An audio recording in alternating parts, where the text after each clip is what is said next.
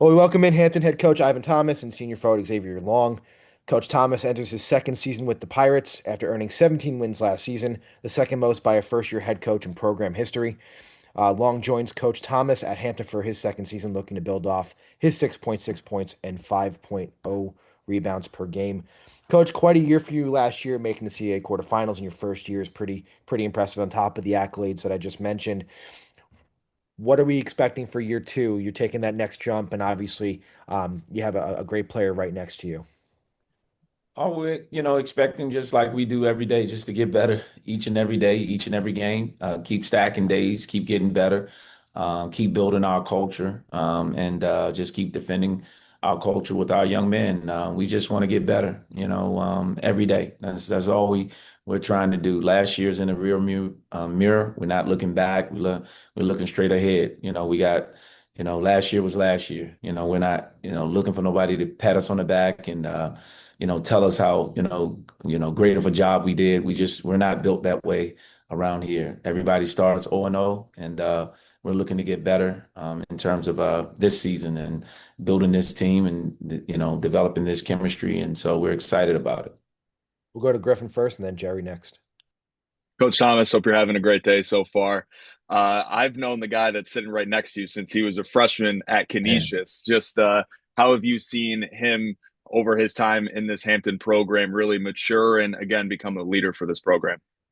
Oh, absolutely. X is, this is the beauty of college basketball that you don't get to see a lot. It's just to see a young man develop and grow from when I first got X, and just to be able to see his, full potential blossom, not only as a player but as a man, his growth in all aspects of his life. He came to me.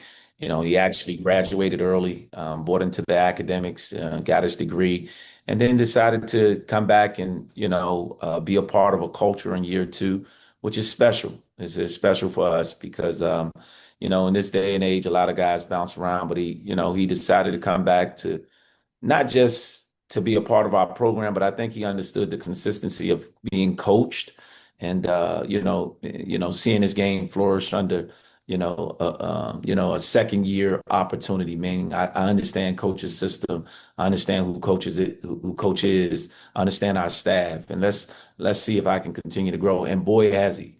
I'm definitely excited and looking forward to seeing X be one of the dominant players in the CAA, and not just from scoring.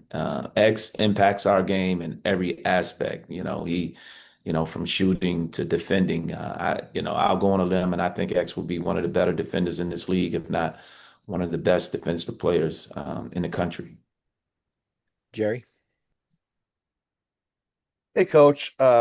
I obviously you said you don't want to look back too much, but was there a point during the back half of the conference season last year when you kind of realized this is what I want?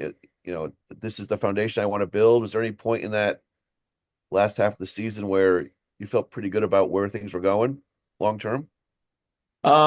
Absolutely. I mean, you when my guys came after, I believe the after the Monmouth game, we came together, we start clicking it. Sometimes when you lose, you really win. The scoreboard doesn't necessarily reflect it, but I always felt like we were getting better and we were close, we were close, we were close.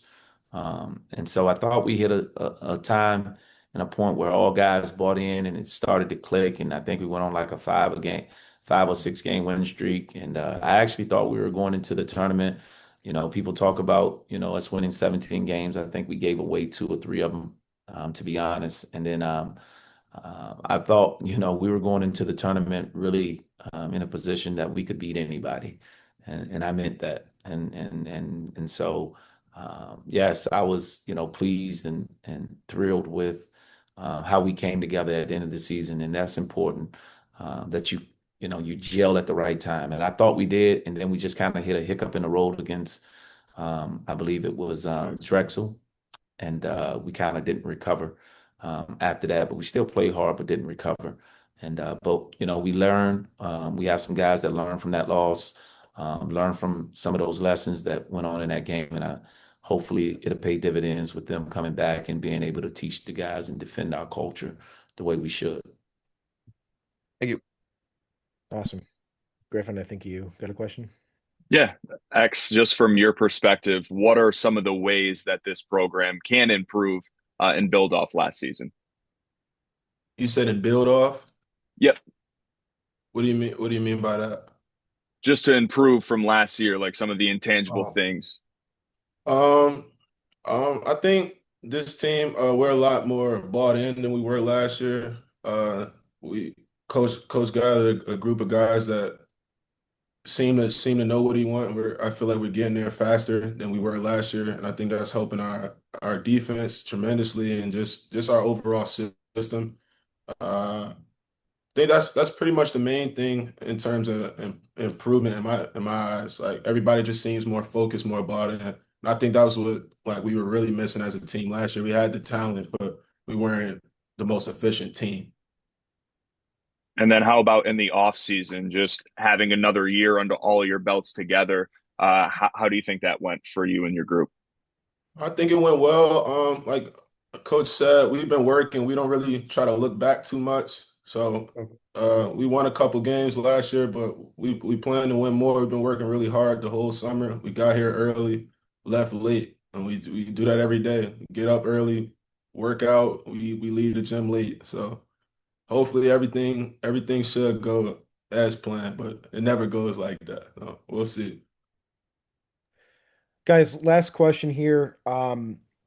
You have an opportunity to play at NBA All-Star 2026. You're playing in the HBCU Classic.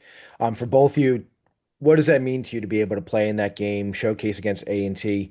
And obviously, you have a lot of high praise in this game coming up. Let me go first. You go ahead. For me, I think it means the world to me to be in front of one, just to play in the NBA arena.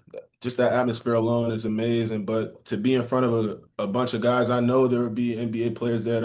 I think that's huge. I know there'd be scouts there. I think that's huge. That's great. That's great coverage that I've never really had in my life. So I'm definitely excited for the opportunity.